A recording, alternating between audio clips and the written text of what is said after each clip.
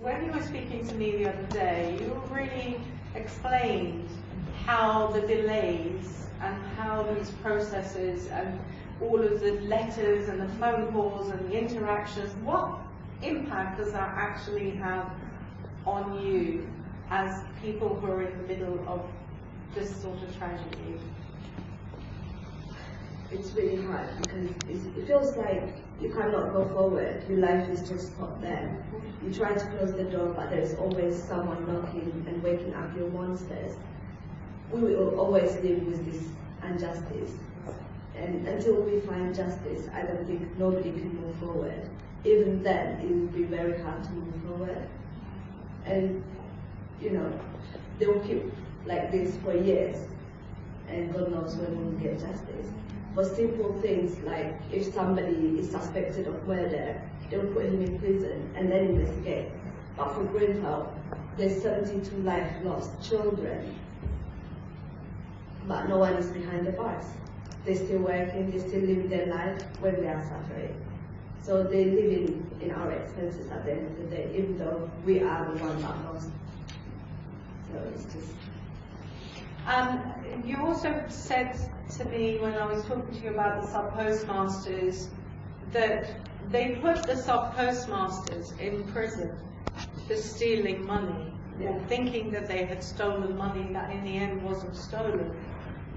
Can you just explain that, that feeling of, you know, how you described it to me? Yeah, it's just like, you know, because it's money, because money talks these days. When it comes to money, like it feels like money is more important than human lives. So it's very hard, you know.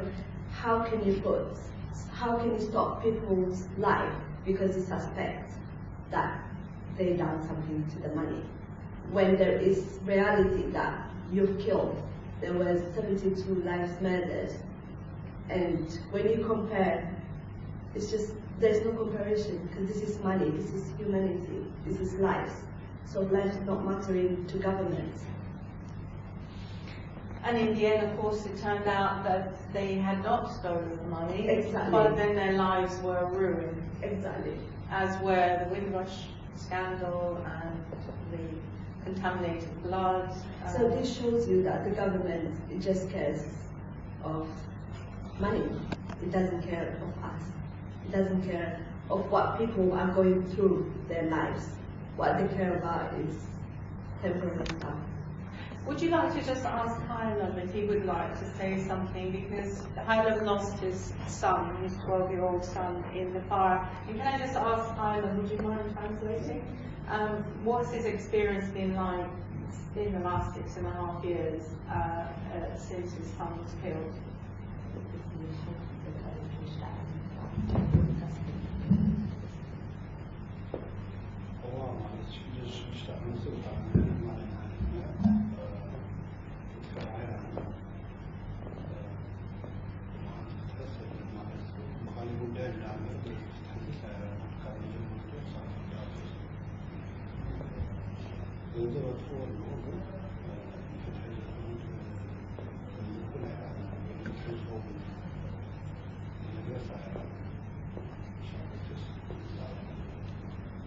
Yeah, so that it's been 6.5 years of suffering. We will still suffer. We see that they're trying to do something, but that something hasn't brought us justice. They spent quite a lot of money, and we hope that we'll get justice, but we're nowhere near justice, and that really keeps hurting us and not moving on forward.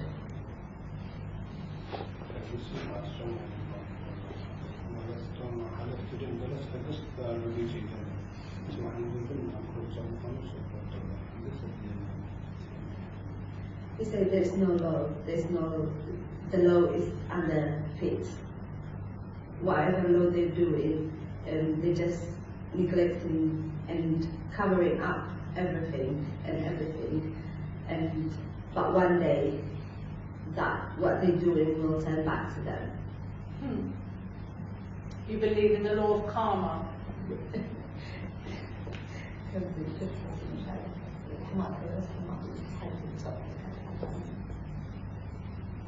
أول سبتاس كلمي ولا بعضهم خلينا تاس أول دوس خليني كل لما سموا زمان كسي عم تعرفون مثل عم تريد عم تسدرون وين تعرفتي عم تعرفون دلوقتي تأخذ حجت عموما لو حنا تسلكون وين تحبس للتخصص عموما تسمحون خنزر لين وين عم وين تدرون سأل حلف خنزر لين سخر دخول.